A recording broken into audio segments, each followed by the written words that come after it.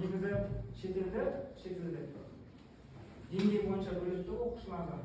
Өйткені жоғары деңгейдегі оқушының төмен деңгейдегі жасамайды ғой. Сол себепті төмен деңгейлерді бірінші жарыстыруға, одан шыққанда жоғары деңгейдегілерге салады да солай бір-бірін жарыстырады. Осылай жоғары деңгейге барады. Оған не керек?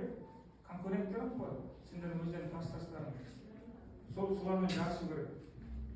Сол үшін сендер қазір 11 класс болған сияқты себепті сендерге тек қана оқу керек, ол конкуренция жарыстан өтіп кетіңдер.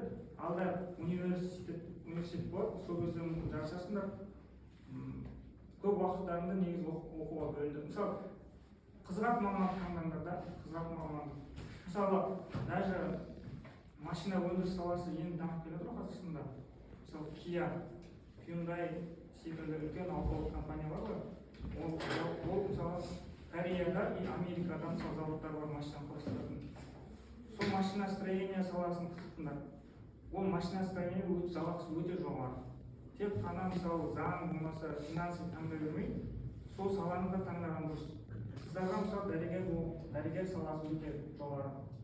Егер мықты білікті болсаңдар, ол не только Қазақстанда, сіздерге даже Еуропада бірнеше жерден шақыртуға шақырады. Бізге келіп жұмыс істеңіздер. Бірақ сіздердің осы Қазақстанды көтерілуін қалаймын, әсіресе осы Швейцарияда мысалы бірнеше дәріханаларда нелер бар екен, больницалар. Сол больницада соны дамытып, ешкім ауырмай, сондай салауатты өмір неге өздеріңіздің үлестеріңізді қоссаңдар өте керемет болады. Сіз осы университетті магистратураны бітірдіңіз ғой? Бітіргеннен кейін Америка құрама штаттарына баруға сізге не ой түрткі болды? Немесе балалық шақтан сіз қызықтыңыз ба?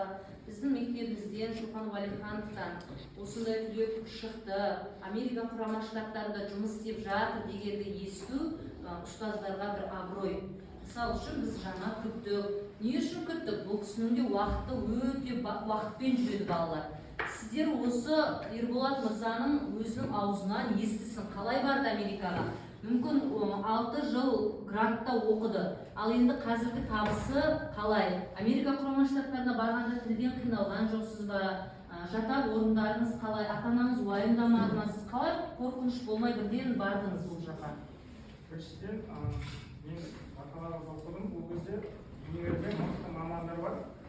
Студенттердің несін қарап жүретінбіз. Қай деңгейде. Кез келген студентті алпақсы келмейді. Мықтылар жақын ғылыми жобаға. Мен бакалаврда мені қарап жүрді, кейін магистратураға түскенде тоже қарап жүрді. Менің жетекшім, яғни диссертация қорған кезде ең мықты кісі болып профессор. Кафедрамыздың жетекшісі мені өзі алды, мені шәкірті қылып.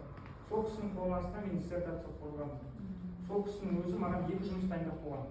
Оқу бітірмей жатып, сен все болып осы магистратура сабақ бересің, плюс ғылыми жобамен айналысасың деп. Сонда 2 жұмыс маған дайындап қойған, уже указ дейді ғой қаулы, сондай шығарып дайындап қойған еді. Бірақ менде ол айтып отыр ғой, level, уровень. Мен сол Қазақстан деңгейінен емес, жоғары деңгейге өтуге маған сондай не болды да, қалып кеттім демеді. Сол себепті мен ағайдың қанша не қылса да, несіне қарамай, дәріс кетуге тырыстым. Сонда әркімде өзінде ішкі желаниесі болады ғой. Сол желание ол қатты кімде әркімде әртүрлі ол. Мысалы менде ол өте жоғары деңгейде болды да, мен сол деңгейге ұмтылуға тырыстым да. Өз немен кеттім. Бірақ университет направление алдым да, мысалы жетекшіден сондай нені бітірген. Америкаға бардым. Америкаға барған кезде